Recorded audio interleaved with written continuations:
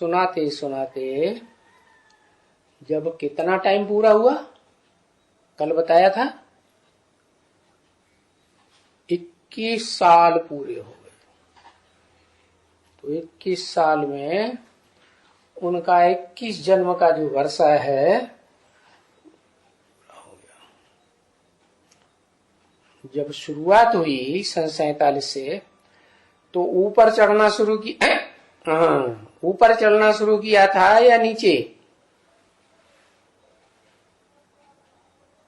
47 में ब्रह्मा में शिव बाप ने आके मुरली चलाना शुरू किया, तो ऊपर चढ़े या नीचे?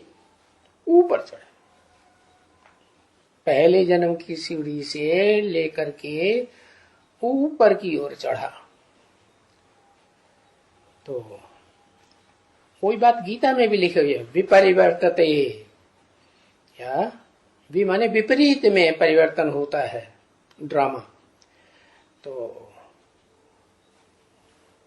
पहले जन्म से लेकर के, पहले वर्ष से लेकर के 47 से और सन 68 तक 21 साल हुए ना। 21 साल में वो आखिरी सीढ़ी तक पहुंचे कि नहीं? ज्ञान परिपक्व स्टेज में पहुंचा? जब नहीं पहुंचा, क्यों? आत्मा का ज्ञान पक्का नहीं हुआ कि तुम ज्योति बिंदु आत्मा हो, तुम्हारा बाप ज्योति बिंदु है। और वो ज्योति बिंदु आत्मा और तो उस ज्योति बिंदु आत्मा का परम पिता शिव बाप इस सृष्टि पर कितना और कैसे पार्ट बजाता है, ये क्लियर नहीं हुआ। और जिसमें प्रवेश करता है वो कितने जन्म कैसे कैसे चारों सीन में पार्ट बजाता है, वो क्लियर नहीं हुआ है। क्या क्या मंथन नहीं हुआ। हाँ, तो उसी के लिए तो बताया कि बच्चा थोड़ा ही मंथन करता है। ब्रह्मा वाली आत्मा तो, कृष्ण वाली आत्मा तो भारतवर्ष में बच्चे के रूप में पूजी जाती है। मंदिरों में देखो जाके, जो कृष्ण के चित्र रखे हुए हैं वो बचपन के चित्र रखे हुए हैं कि बड़े के रूप में पूजा की जाती है, छोटे रूप की पूजा की जाती है। तो यादगार कहाँ की है? संगम युग की यादगार है ना। तो संगम युग में उसने लंबे समय तक बच्चा बुद्धि का पार्ट बजाया। तो वो थोड़ी मंथन करेगी। उसको तो जितना सुना दिया बेसिक प्राइमरी नॉलेज में, जो अम्मा का पार्ट है ना, अम्मा तो नहीं समझेगी। तो बच्चा बुद्धि आत्मा वो मनन चिंतन मंथन नहीं करती। क्या प्रश्न था तुम्हारा? मंथन नहीं होता। मंथन नहीं होता तो करेगी कैसे मंथन? वो मंथन करने वाली आत्मा ही तो फिर उनके शरीर छोड़ने के बाद उसी वर्ष में ज्ञान में आ जाती है। और वो राम वाली आत्मा पूर्व जन्म से ब्राह्मणत्व के संस्कार लेकर के आती है, तो ज्यादा तीखी होगी या कम तीखी होगी? और ब्राह्मणों के मुकाबले है ज्यादा तीखी होती है। और वो ब्रह्मा के द्वारा जो भी ज्ञान सुनाया गया, वेदवाणी सुनाई गई, उसका गहराई से मनन चिंतन मंथन करती है। क्या ज्ञान मार्ग की आत्मा है ना। अव्वल नंबर भक्ति मार्ग में भी कोई हुआ है जिसने वेदों का बड़ा मंथन किया अंतिम जन्म में? याद है नाम? एक बार सुनाया था, नहीं याद है? गायत्री परिवार का नाम सुना? नहीं सुना? हाँ, वो गायत्री मंत्र को विशेष ध्यान, रामचंद्र। क्या भक्ति मार्ग में भी उनका नाम रामचंद्र रख दिया। बहुत वेदों का प्रकांड विद्वान माना जाता था। अभी भी उसके फॉलोअर्स जो हैं उन्हीं रामचंद्र को भगवान मानते हैं। तो वो राम वाली आत्मा ब्रह्मा के शरीर छोड़ने के बाद रंगमंच पर आती है शूटिंग पीरियड में, और जो कुछ भी ज्ञान सुनती है, जो मुरलियां सुनती है, वो सारी मुरलियां मनन चिंतन मंथन करके रिसर्च करने का स्वभाव है। क्या? और रिसर्च में तो क्या बताया जाता है? जो रिसर्च के स्टूडेंट होते हैं ना, बीए एमए की पढ़ाई पढ़ने के बाद उनको रिसर्च का काम दिया जाता है, तो उनको बताया जाता है कि कोई बात की रिसर्च करनी है, खोज करनी है, तो एकदम रूट में चले जाओ। क्या? जड़ पकड़ो उसकी कहां से। तो वो आत्मा तो आते ही ब्रह्मा कुमारी और ब्रह्मा कुमारों की बात पे ध्यान नहीं देती, सीधा किस बात को पकड़ लेती है? किस पे ज्यादा ध्यान देती है? आदम पे ज्यादा ध्यान दे। तो आदम वाली तो आत्मा ही है।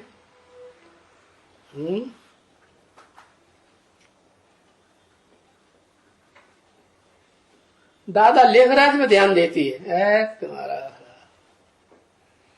है। मूल पुरुषार्थ क्या है? मैं कौन हूं? तो वो तो सभी को पता चल गया, मैं बिंदु आत्मा हूं। मुरलियों पे ज्यादा ध्यान देती है। क्या? ब्रह्मा कुमार कुमारों के पास वो ज्ञान नहीं है जो रूट में है। तो रूट कौन है बेसिक नॉलेज का? ब्रह्मा बाबा जड़ है ना। तो वो मुख से निकली हुई मुरलियों के ऊपर ज्यादा ध्यान दे करके गहन अध्ययन करके कितने साल लगते हैं?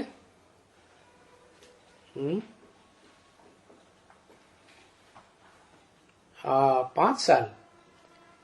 हाँ, 69 से 76 तक। 69 तो गया, क्योंकि 5 दिसंबर को तो उसको पक्का होता है कि मैं ज्योति बिंदु आत्मा हूं। तो दिसंबर तो खत्म हो गया ना 69 का। तो 70 से लेकर के 76 तक कितने साल हुए? 76 में पूरा ही जोड़ लो। कितने साल हुए? 7 साल हुए। उस 7 साल में वो परिपक्व स्टेज में मुरलियों के तंत्र को पकड़ लेती है, और तंत्र को पकड़ने के बाद वो अपनी आत्मा को पहचान लेती है या नहीं पहचानती है? क्या पहचानती है? कि मैं इस षष्ठी रूपी रंगमंच पर, षष्ठी रूपी रंगमंच का बीज रूप बाप हूं।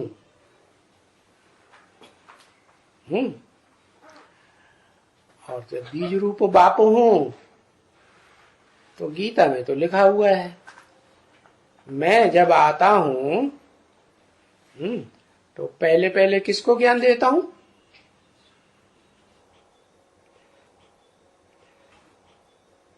पता है? सूर्य को ज्ञान देता हूं। क्या? विभावसु। वि माने विशेष, भा माने रोशनी, वसु माने धन संपत्ति। विशेष ज्ञान की रोशनी की धन संपत्ति उसे मिलती है। किसको? सूर्य। सूर्य से ज्यादा रोशनी होती है किसी में? नहीं होती है।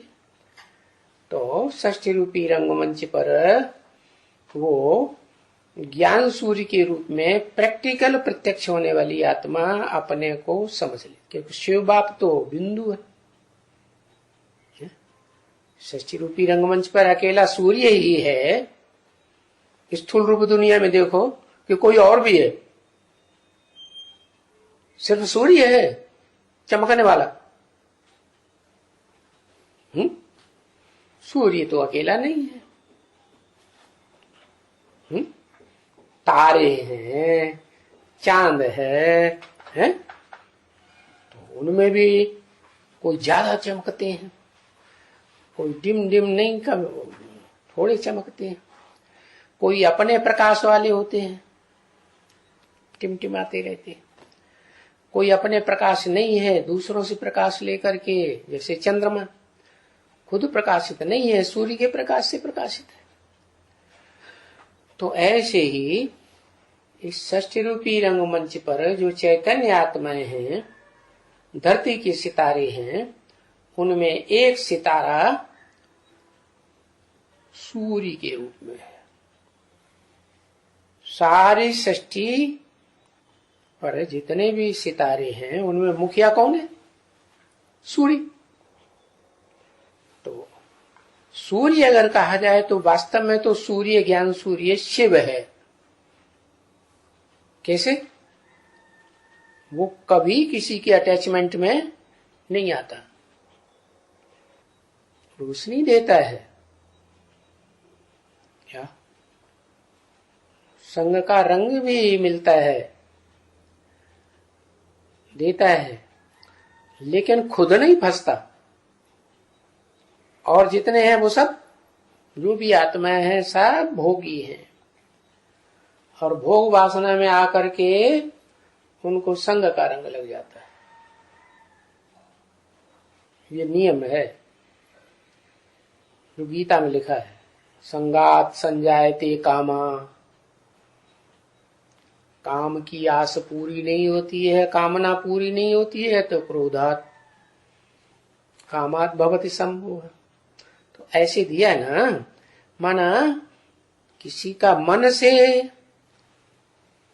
दृष्टि से, वाचा से, कर्मेंद्रियों से संग करेंगे तो उसकी याद जरूर आएगी।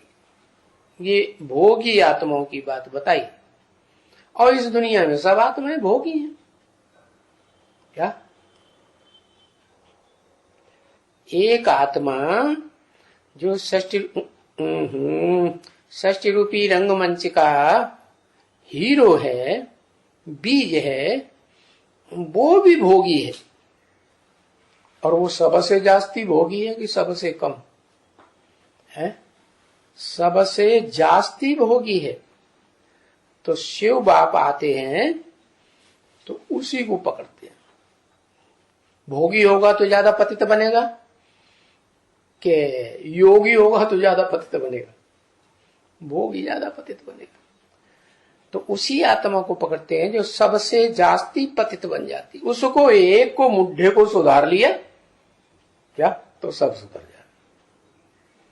जैसे डकैतों का गैंग होता है ना, तो जो सरगना डकैत होता है, मुखिया, पुलिस अगर उसको पकड़ लिया मिलिट्री ने, तो फिर सारा गैंग बिखर के भाग जाएगा। ऐसे प्रदर्शनी अंग में चित्र भी दिखाया कि नहीं, याद है क्या? ज्ञान सूर्य प्रगटा अज्ञान अंधेरे में दिखाया है कि उसमें सूर्य प्रकट हुआ और काम क्रोध लोभ मोह अहंकार के राक्षस हाथ उठा के भागे। तो ऐसे ही है। शिव तो है अव्यक्त, और शंकर वाली आत्मा के लिए तो शास्त्र में भी प्रसिद्ध है कि तीसरा नेत्र ज्ञान का खुला और कामदेव बस हो गया। वो तो मुखिया है ना विकारों का है। तो मुखिया भागा तो पीछे पीछे सारे ही भाग खड़े। क्या सेनापति दमदार है, ज्यादा पावर देने वाला है, उमंग उत्साह बढ़ाने वाला है, तो भागेंगे, या उल्टा होगा तो भागेंगे? उल्टा होता है तभी भागते। कंट्रोलर मजबूत होने चाहिए। तो इसलिए शिव बाप आकर के उस एक आत्मा को ही मजबूत बनाए देते, आप समान बनाए देते। आप समान माने किस बात में? आप समान निराकारी है तो निराकारी बनाए देते, निर्विकारी है तो निर्विकारी बनाए देते, और निरहंकारी है शिव बाप तो निरहंकारी बना देते। पहले निरहंकारी था या दुनिया का सबसे बड़ा अहंकारी था?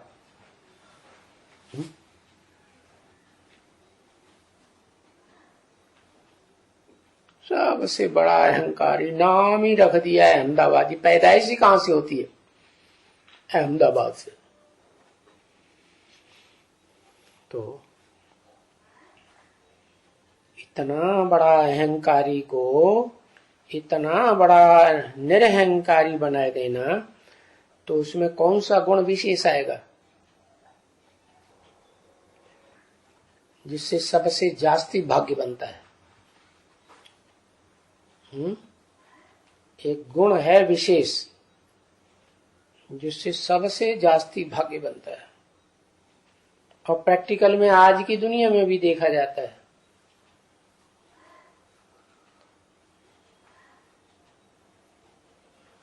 त्याग।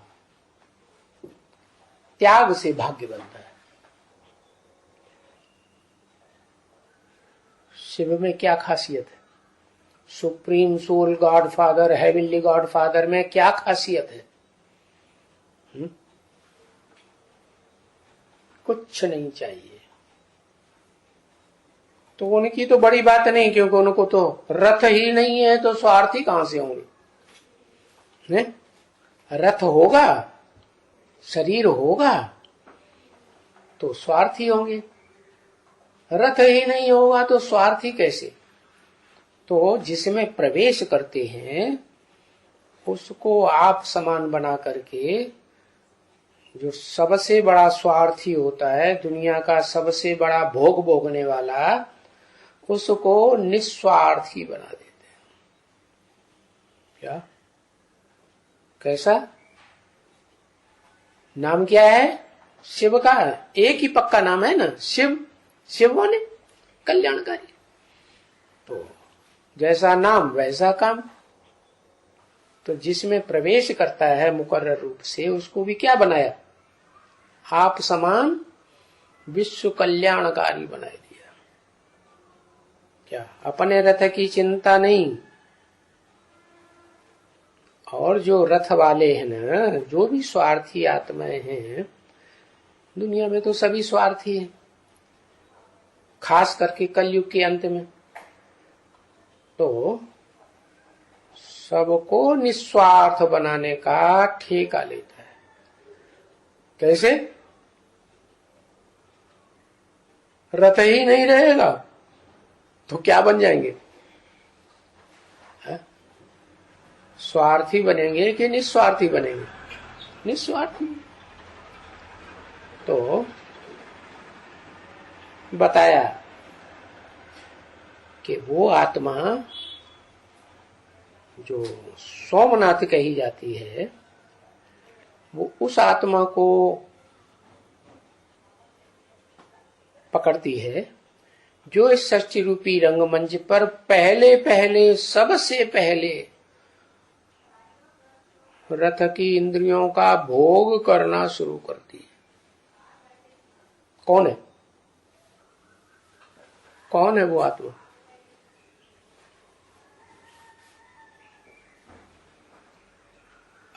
कृष्ण वाली आत्मा, जिसे हम कहें दादा लेखराज वाली आत्मा, ब्रह्मा वाली आत्मा। क्या? इसीलिए उसकी यादगार में मंदिर बना हुआ श्रीनाथ द्वारा। क्या? त्याग करती है या बढ़िया बढ़िया माल पहले खुद खाती है? और क्रिश्चियंस ने उसको फॉलो किया। किसको फॉलो किया है? कृष्ण को। या कहो क्या कृष्ण ने क्रिश्चियंस को फॉलो किया? अंत में दोनों बातें हो गई, क्योंकि कृष्ण वाली आत्मा पहले ही जन्म से देह का सुख भोगना शुरू करती है कि नहीं? उससे पहले कोई और भोगता है? कोई है सृष्टि रूपी रंगमंच पर? कोई भी नहीं। वही कृष्ण वाली आत्मा, दादा लेखराज वाली आत्मा, वही ब्रह्मा वाली आत्मा प्रैक्टिकल जीवन में शूटिंग पीरियड में भी वो मस्ती मारती है, खूब खान पान 36 प्रकार के भोग बनाना खाना पसंद करती है कि जगन्नाथ भंडारी की तरह सारी दुनिया का पहले ध्यान रखती है। क्या करती है? पहले खुद स्वार्थी हुई ना, तो दुनिया का सबसे बड़ा स्वार्थी हो गया वो आत्मा। जैसे शिव बाप ने आकर के किसको पकड़ा? दुनिया के सबसे बड़े स्वार्थी को पकड़ लिया निस्वार्थी बनाने के लिए। ऐसे ही जिसका नाम सोमनाथ पड़ा, उसने क्या किया है? जो बड़ा भोगी है, कौन? चंद्रमा। क्या? चंद्रमा माने मन रूपी चंद्रमा बहुत तीखा दौड़ता है कि नहीं? और इंद्रियों के भोग पहले उसको चाहिए। इंद्रियां प्रबल हैं या मन प्रबल है? मन प्रबल है। तो जो प्रबल होगा वो पहले अपनी पूर्ति करेगा दूसरे पड़े हुए हैं उनकी पूर्ति करेगा है? उनकी पूर्ति नहीं करेगा, पहले अपनी। अगर स्वार्थी है तो ब्रह्मा वाली आत्मा क्या करती है? ये उसका यादगार मंदिर बन गया श्रीनाथ दरबार। और अगर किसी को भोग देगी भी तो जो जितना यज्ञ में ज्यादा देगा तो उसको बढ़िया परवरिश करेगी। बड़े आदमियों की ज्यादा बढ़िया परवरिश। आज भी ब्रह्मा कुमारी जो हैं, ब्रह्मा की फॉलोअर, कोई भी जाके देख सकता है, बढ़िया परवरिश होती कि नहीं। प्रधानमंत्री जाएगा ब्रह्मा कुमारी विद्यालय के हेड ऑफिस में, तो बढ़िया आवभगत होगी कि नहीं? सूखी रोटी दाल चावल दिया जाएगा खाने के लिए? बिल्कुल नहीं। बढ़िया से बढ़िया 36 प्रकार के भोग मिलेंगे। क्या सबको मिलते हैं? सबको। तो बताया कि सोमनाथ नाम क्यों पड़ा? क्योंकि सोम नाम है चंद्रमा का। वो ज्ञान चंद्रमा ब्रह्मा कृष्ण चंद्र, वो आत्मा क्या करती है? बहुत भोगी है। भोग की शुरुआत ही उसने की संसार में, तो उसी आत्मा को वो पकड़ लेती है। कौन? जो शिव समान बनी, शंकर की आत्मा। इसलिए शिव के साथ शंकर का ही नाम जोड़ा जाता है। कोई और देवता, कोई और ऋषि मुनि, कोई और मनुष्य, कोई और राक्षस का नाम जोड़ा जाता है क्या? है? नहीं जोड़ा जाता। तो ऐसे ही वो भी फॉलो करता है। कौन? शंकर वाली आत्मा, जो षष्ठ रूपी रंगमंच का हीरो पार्टधारी है, वो भी यही परंपरा चालू रखता है। क्या? क्या अभी अभी तो बताया। क्या परंपरा चालू रखता है? कि इस षष्ठ रूपी रंगमंच पर जो सबसे भोगी आत्मा है और भोग वासना में पहले नंबर जाती है, कोई कहे कि क्या उसका बाप नहीं है? भोग नहीं करेगा तो पैदाइश कैसे करेगा? है? जो सतयुग में कृष्ण पैदा होगा, 16 कला संपूर्ण, तो उसका जन्म देने वाला भोग नहीं भोगता है? दृष्टि का भोग नहीं भोगता? भोगता है तेरा अगला। उसको जन्म देने वाला वाइब्रेशन का सुख भोगता है। ये वाइब्रेशन शरीर की चीज नहीं है, क्या? ये अव्यक्त चीज है। देह व्यक्त होती है और मन बुद्धि अव्यक्त होती है। तो मन बुद्धि के वाइब्रेशन से वो संतान पैदा करते हैं। ब्रह्मा ने सृष्टि कैसे रची? क्या शास्त्रों में गाई है? मनसा सृष्टि रची। मानसी सृष्टि के 4 बच्चे पहले पैदा कर दिए। सारी सृष्टि मानसी है, उन बच्चों ने भी ऐसे ही किया। तो मन के वाइब्रेशन से वो तैयार होते हैं। क्या? अरे ब्राह्मण कैसे पैदा होते हैं? ब्राह्मणों की संख्या कैसे बढ़ती है? सेवा करने जाते हैं? तो ज्ञान की सेवा करेंगे तभी तो निकलेंगे, ऐसे ही निकलेंगे। तो ज्ञान की सेवा करते समय अगर वाइब्रेशन है याद का तो रिजल्ट निकलेगा। यह याद का वाइब्रेशन ही नहीं है, अंश मात्र भी नहीं है, देवभान भी भरा हुआ है, तो रिजल्ट निकलेगा। ब्राह्मण कब पैदा होंगे? जैसे ब्रह्मा ने वाइब्रेशन, मन के वाइब्रेशन से मानसी सृष्टि पैदा की, ऐसे ब्रह्मा कुमार का भी फर्ज बन जाता है कि जो भी यज्ञ सेवा में कदम बढ़ाएं तो उसमें याद होनी चाहिए। याद होगी तो रिजल्ट निकल आएगा। याद का अर्थ क्या है? याद माने प्यार, लगाओ। तो स्नेह। तो दुनिया में भी संतान पैदा करते हैं ना लोग, तो पति पत्नी का जितना प्यार होगा उतनी अच्छी पैदाइश होगी।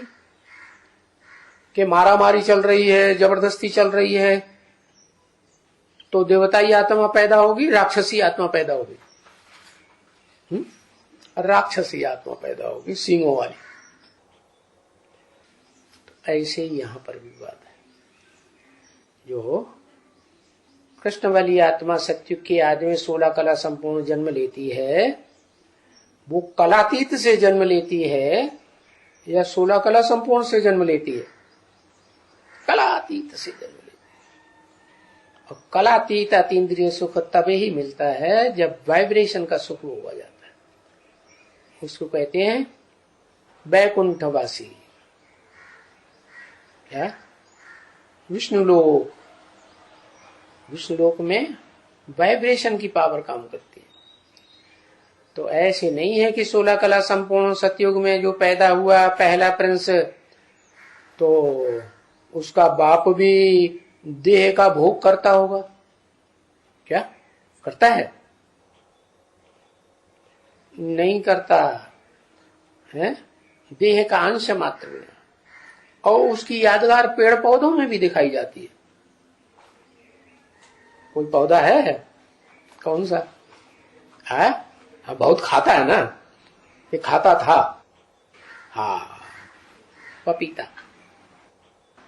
पपीता की जो हालत ऐसी है कि 2 मील दूर पर भी, 2 मील के दायरे में कोई वृक्ष ना हो पपीता का, न मादा न मेल न फीमेल, तो भी 2 मील 2 किलोमीटर दूर पर भी अगर कोई वृक्ष खड़ा हुआ है, फीमेल या मेल, तो एक दूसरे से वाइब्रेशन अपना मिला लेंगे और फल पैदा कर देंगे। दूसरे वृक्षों में ऐसा नहीं होता। ना? मिसाल है ना, मिसाल तो होनी चाहिए ना। मिसाल है आज की दुनिया में भी। दुनिया कभी सच्चाई से खाली हो जाती है क्या? नहीं। पवित्रता का अंश कुछ न कुछ रहता है तब दुनिया चलती है, कि बिना पवित्रता के पालन के दुनिया चलती है। अंश मात्र कहीं ना कहीं पवित्रता होगी तो दुनिया चलेगी। दुनिया के सारे काम, चाहे स्थापना का काम हो चाहे विनाश का काम हो, पवित्रता के बगैर नहीं चलता। तो ये पवित्रता की पावर पेड़ पौधों में भी देखी जाती है, प्राणियों में देखी जाती है कि नहीं? पेड़ पौधे तो निर्जीव कहे जाते हैं, प्राणियों में होती है कि नहीं? मोर, मोर है ना, तो मोर जो है वो विकारी कर्म इंद्रियों से नहीं करता। क्या? वो सिर्फ आंसू पीती है मोरनी, और उसी से गर्भ रह जाता है। कहां की यादगार? संगम युग की यादगार। कैसे?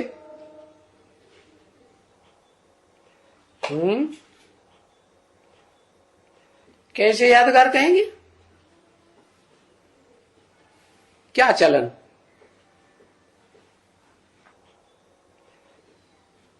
ज्ञान डांस करता है। अरे ज्ञान डांस की तो वाइब्रेशन है, ज्ञान डांस तो ठीक है।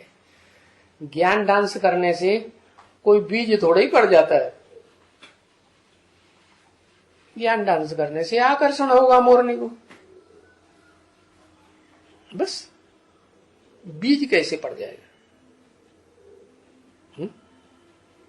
तो जो यादगार अब आज तक चली आ रही है कि मोरनी मोर का आंसू पीती है, तो वो यादगार यही है कि जो भी रुद्रमाला के मणके हैं, राधा कृष्ण की कोई यादगार है, नाम है, तो जो भी रुद्रमाला के मणके हैं वो रोते रोते पैदा होते हैं। क्या? उनकी सख्त परीक्षा होती है ना, तो ऐसी सख्त परीक्षाएं होती हैं, रोना शुरू कर देते हैं। रोना आदमी कब है? हेल्पलेस हो जाता है तब रोता है, कि दमदार रहता है तब रोता है? हेल्पलेस हो जाता है, होल्ड ऑल खत्म, तो रोता है। तो मोरनी को तो उसके डांस की कदर है ना, उसका डांस सबसे जास्ती दिल लगा के कौन देखती है? मोरनी ही तो देखती है ना, तो कदर है उसको, तो उस कदर की वो वैल्यू समझती है, और वो आकर के उसका आंसू पी लेती है, वो उसी से गर्व रह जाता है। तो ये शूटिंग पीरियड में जैसा होगा वैसा ही तो बड़ा ड्रामा में चलेगा, है? आंसू जो निकलता है वो खुशी के वाइब्रेशन से निकलता है मोस्टली, या दुख आता है तब वाइब्रेशन निकलता है आंसू का? आंसू जो निकलता है दुख के वाइब्रेशन से मोस्टली निकलता है। और पुरुष आंसुओं से ज्यादा रोते हैं कि स्त्रियां आंसू से ज्यादा रोती है?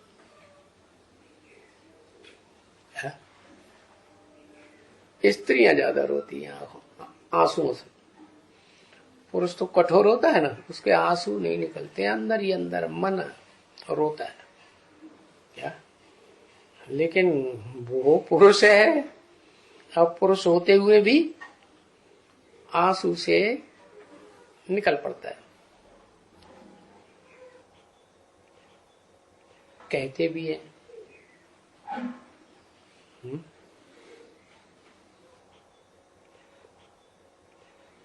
वियोगी होगा पहला कवि, आह से निकला होगा ज्ञान, निकल कर नैनों से चुपचाप बही होगी कविता अनजान। कवि माने विद्वान, दुनिया का बड़े से बड़ा विद्वान। तो वो तो वेदों का जानकार को ही तो विद्वान कहा जाता है? तो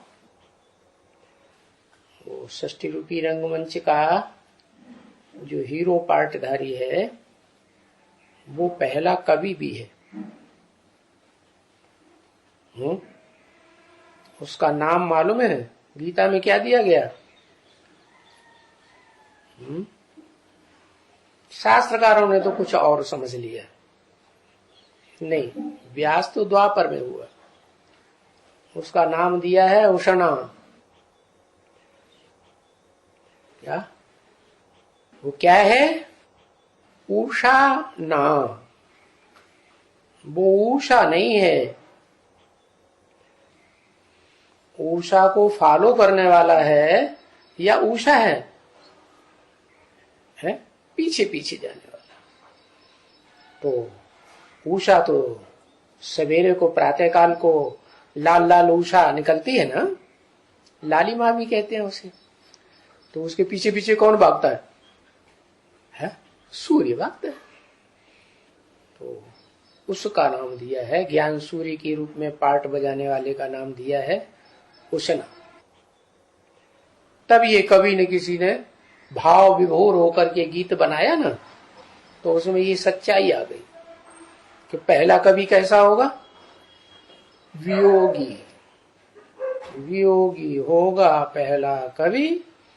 आह से उपजा होगा ज्ञान, निकल कर नैनों से चुपचाप बही होगी कविता। तो वो मोरनी है, वो उसका आंसू पीती है। कौन हुई मोरनी? अरे बड़ा खुश हो गया, नाम सुनते ही खुश हो गया। रुद्रमाला के वणके है ना, कोई के हाथ टूटे हुए, कोई की टांग टूटी हुई है, कोई काना है, कोई बहरा है, किसी को मुख नहीं है, कोई बहुत मुख वाला है। बहुत मुख वाला मालूम कौन है? बहुत प्रसिद्ध है शास्त्रों में, कार्तिकेय।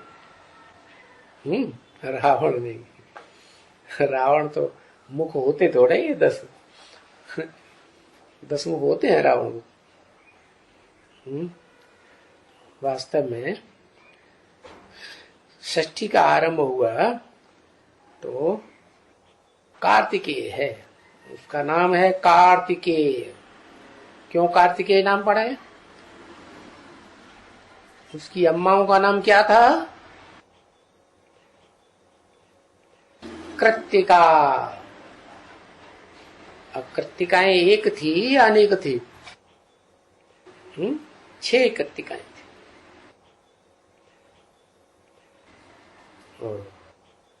वो तो अपनी अम्माओं को जानता होगा ना। या तो वो जानता होगा या उसका बाप जानता होगा। अम्मा को कौन जानेगा? अम्मा को या तो बच्चा जानेगा है, या तो अम्मा होगा, जो बाप होगा वो जानेगा।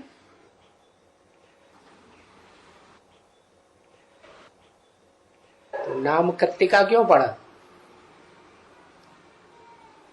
कृत माने क्या?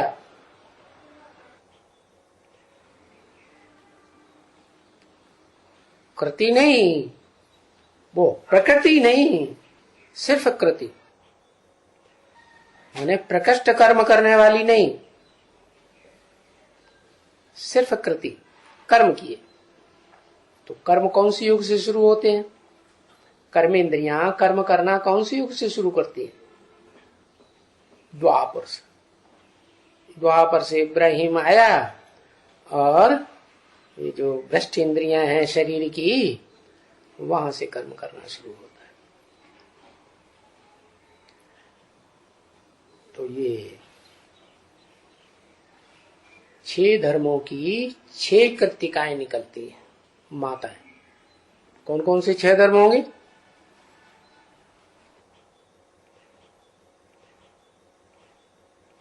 है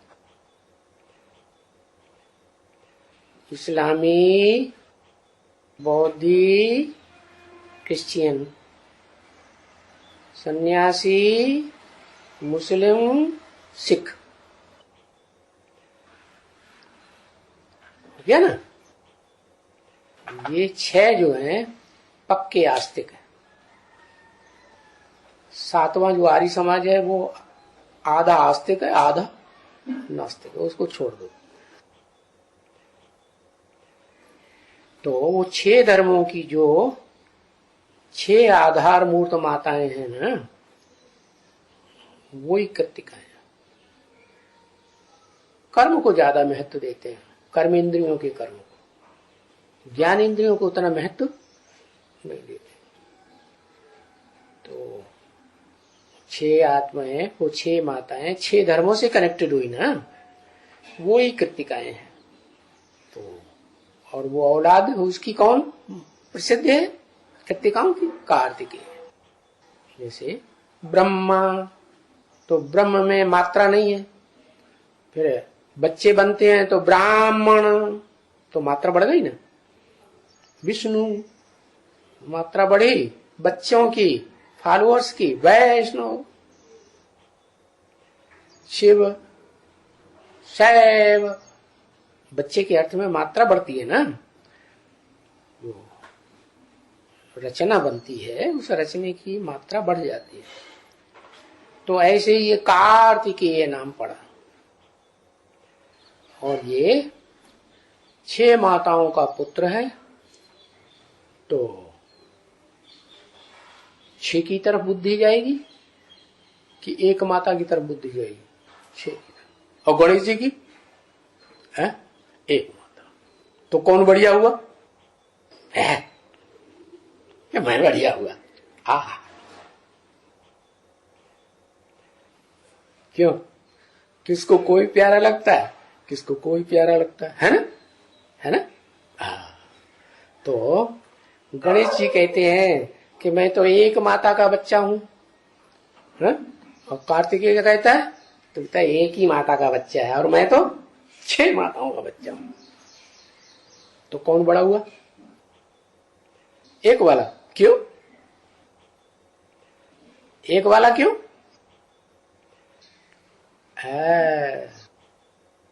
अभिविचारी कहा जाएगा ना।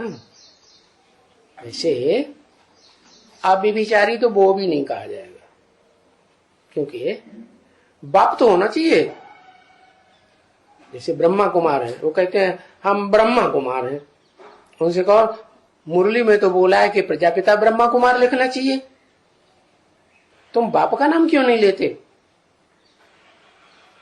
तो बाबा ने भले बोल दिया मुरली में, फिर वो क्या लिखते हैं?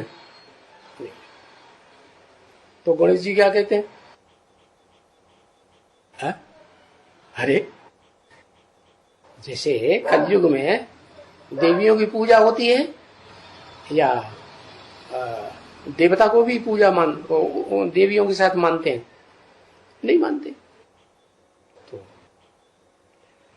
कलयुगी हो गए ना, इसलिए कलयुग में दिखाया है। सीढ़ी के चित्र में देखा किसकी पूजा होती है?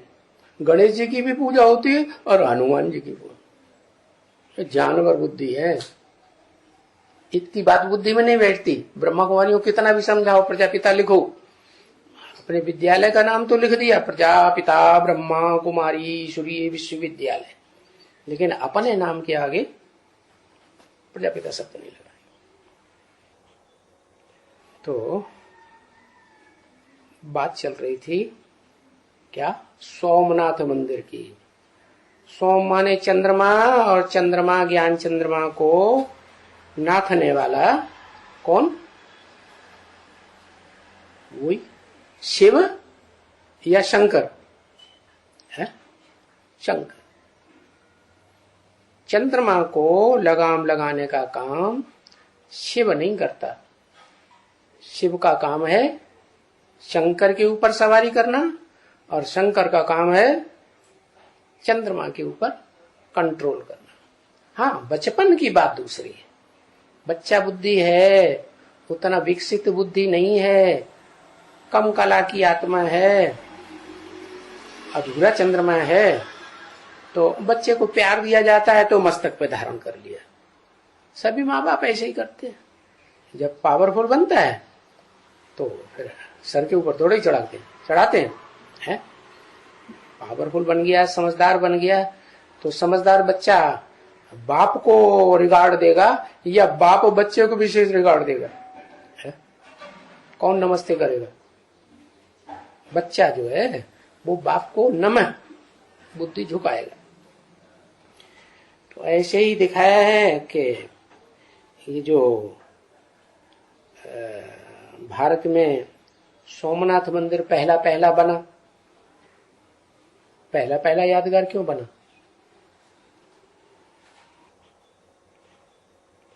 क्योंकि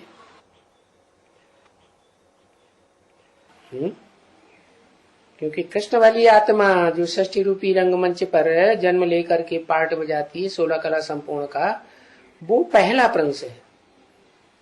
इसलिए उसी की यादगार में ये सोमनाथ मंदिर बना, ताकि लोगों को पता चले कि सोम का भी बाप, चंद्रमा का भी बाप सूर्य है।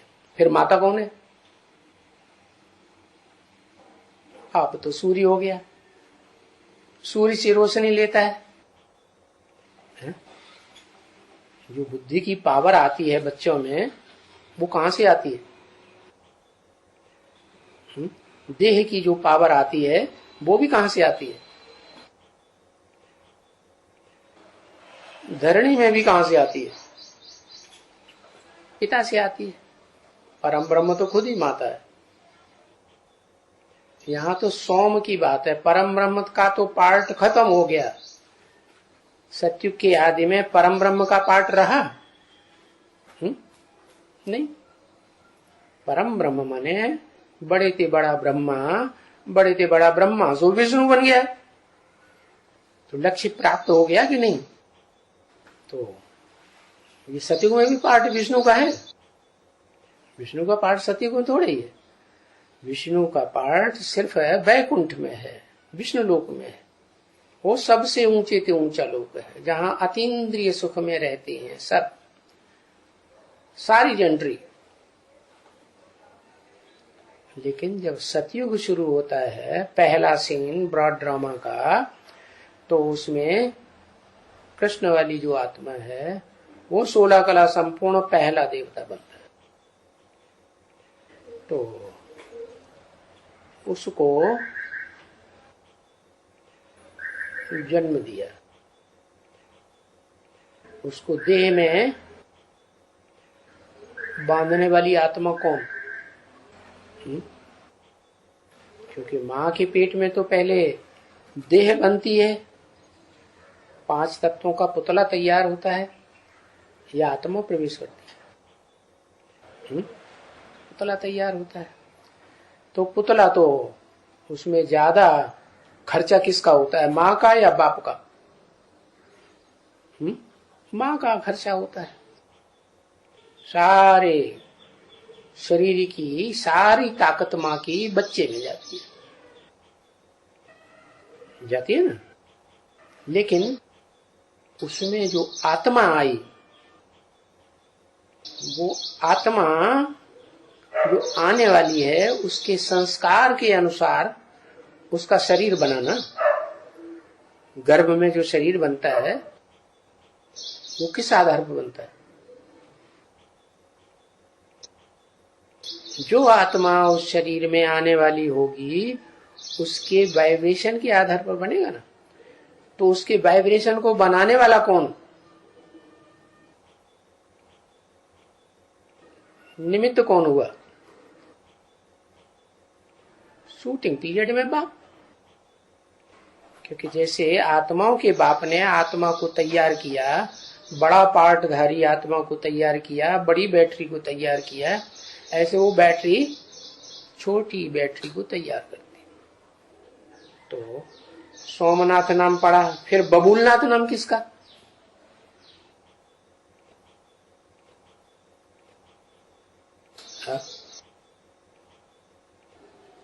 सोम चंद्रमा तो ठंडा होता है। 16 कला संपूर्ण भी बनता है, कलाहीन भी बनता है। कलाहीन बनता है तो तमो प्रधान कलयुगी दुनिया में बनेगा। लेकिन सोमनाथ पार्ट, वो बबूलनाथ पार्ट किसका है? बबूल का नाथ। बबूल माने बड़े ते बड़ा कांटा। इस दुनिया का बड़े से बड़ा कांटे का पार्ट कौन बजाता है? दुनिया का बड़े से बड़ा जो विनाश करता है वो ही बड़े से बड़ा पार्ट बजाता है। क्या? किस आधार पर? किस आधार पर बड़े से बड़ा कांटा कहा गया?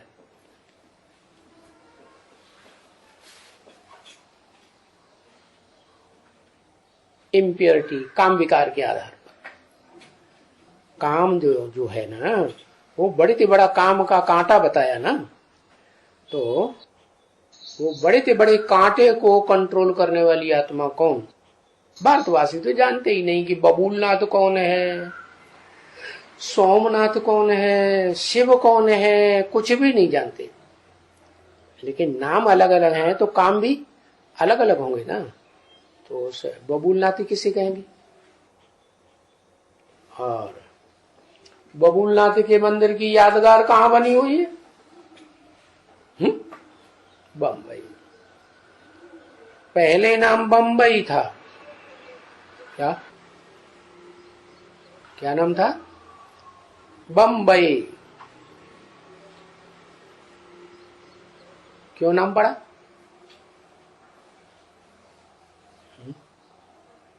क्योंकि शूटिंग पीरियड में जब एडवांस का ज्ञान पहुंचता है बम्बई में तो बमबारी होती है। 1993 में। हाँ, तो 93 में बम्बई की आत्माएं निकली होंगी एडवांस में।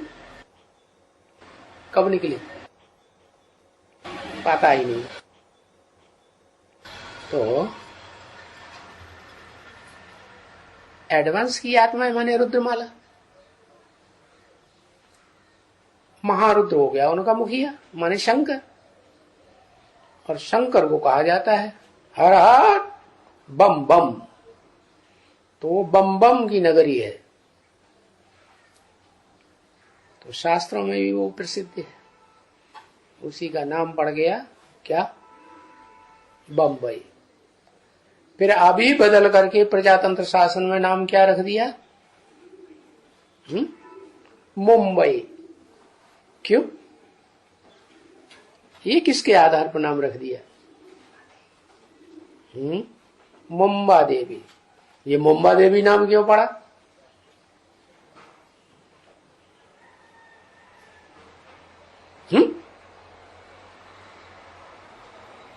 अरे मुंबा देवी अम्मा का नाम है कि बप्पा का नाम है? तो बप्पा के साथ अम्मा का भी तो नाम होना चाहिए। विनाश सिर्फ बाप ही करेगा या अम्मा भी करेगी? दोनों मिलके करेंगे ना। तो जगत पिता और जगदम्बा। जगदम्बा का पार्ट भक्ति मार्ग में पहले या बाप का पार्ट पहले? पहले कौन पूजा जाता है? पहले बाप।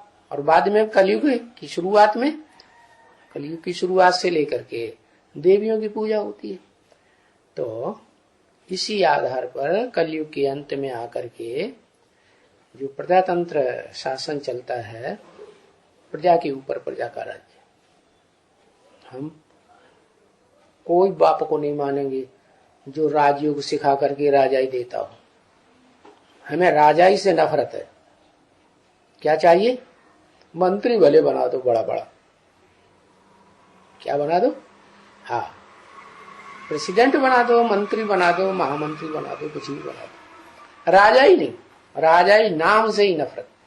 क्यों?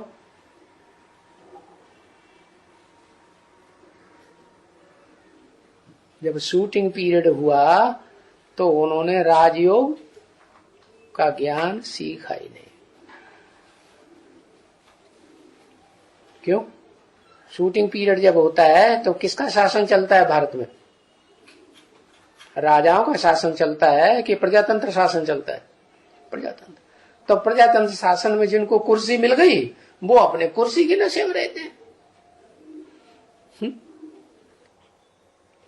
आर्य समाज है ना, तो आर्य समाजियों का भी तो कोई राज्य चलता होगा, तो राज्य चलता है उनका प्रजातंत्र का राज्य।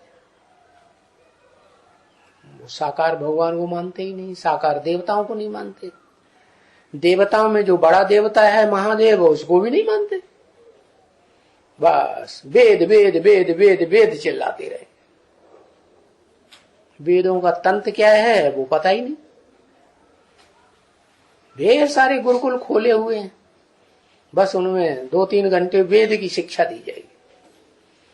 अरे भाई, अपने धर्म ग्रंथ को तो भारत को पहचानो। भारत का मूल ग्रंथ धर्म ग्रंथ कौन सा है? पुराने से पुराना है श्रीमद् भगवत गीता, उसका नाम ही है श्रीमद् भगवत गीता। क्या श्रीमत माने श्रेष्ठ ते श्रेष्ठ मत, जहां से मिलती है वो गीता का भगवान है। और गीता में ये भी लिखा हुआ है कि श्रेष्ठ से श्रेष्ठ मत वाला, श्रेष्ठ से श्रेष्ठ मत माने बुद्धि देने वाला कौन है? क्या लिखा है? लिखा है इंद्रियां बड़ी पावरफुल है, इंद्रियों से मन बड़ा पावरफुल है। मन से जो मनुष्यों की बुद्धि है नंबरवार, वो बड़ी पावरफुल है। मनुष्यों की बुद्धि में सबसे बुद्धिमान मनुष्य त्रिनेत्री कहा जाता है, तीसरा नेत्र वाला, जिसका नाम शिव के साथ जुड़ा रहता है। और उस शंकर से भी ज्यादा पावरफुल शिव है। क्या है ना, इंद्रियाणि परान्याओ इंद्रियेभ्यः परम मनः, मनसस्तु परा बुद्धि। इस मनुष्य सृष्टि में एक से एक बुद्धिमान पड़े हुए ना, तो मन से भी ज्यादा प्रबल है बुद्धि। मन माने ज्ञान चंद्रमा, ब्रह्म, ब्रह्मा से प्रबल शंकर। मनसस्तु परा बुद्धि यो बुद्धिः परसस्तु सः। जो बुद्धि से भी, बुद्धिमानों से भी, इस मनुष्य सृष्टि के में जो भी बुद्धिमान नंबरवार हैं, उनसे भी सबसे जास्ती बुद्धिमान है वो कौन है? वो सा माने ऊपर का निशान, ऊपर को इशारा किया। वो है जो ऊपर से आता है, अपनी इच्छा से आता है, इसलिए मुसलमान कहते हैं उसे खुदा, खुदा आता है। तो बताया वो आता है किसमें? जिसका नाम उसके साथ सदा जुड़ा हुआ है। भक्ति मार्ग में क्या कहते हैं, क्या नाम देते हैं? मंदिर में जाएंगे तो क्या समझ के जाते हैं? किसके पास जा रहे हैं? शिव शंकर बोले ना। शिव के साथ शंकर का नाम जोड़ेंगे, किसी और का नाम दुनिया में नहीं जोड़ा जाता। तो वो बाप हो गया जिसका नाम पहले, और जिसका नाम बाद में, वो बच्चा हो गया, बड़ा बच्चा शिव का। तो वो बड़ा बच्चा है वो इस सृष्टि रूपी रंगमंच पर बड़े से बड़े फूल का पार्ट बजाता है। बताओ दुनिया में बड़े से बड़ा फूल कौन सा माना जाता है? और उसको क्या कहते हैं? घंटों कमल, किंग फ्लावर। क्या किंग फ्लावर होगा तो कोई क्वीन फ्लावर भी होगा। और वो भारत का होगा कि विदेश का होगा? भारत में भी गुलाब होते हैं, विदेश में भी गुलाब होते हैं। विदेश में देखने में बड़े अच्छे, खुशबू कुछ भी नहीं, मार दिया जाए। मेरे पास वीडियो होता तो इसका चेहरा खींच लेता।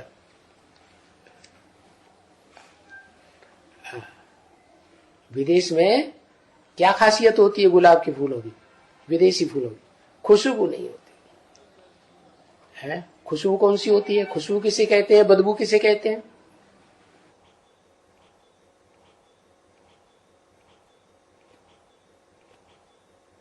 बेहद में किसे बदबू कहते हैं? हाँ, पवित्र कन्या माता है तो उसे खुशबू कहेंगे। अपवित्र होती जाती है, विविचारिणी बनती जाती है तो बदबू कहा जाता है। तो ये बताया कि विदेशी जो फूल हैं उनमें खुशबू नहीं होती और वो देखने में बड़े सुंदर लगते हैं। और भारत में जो प्रसिद्ध है वो कौन सा है? रूहे गुलाब। क्या वो तेरे को अच्छा लगता होगा है? दोनों हैं आमने सामने। क्या कहा? ये भी है वो भी है, दोनों हैं।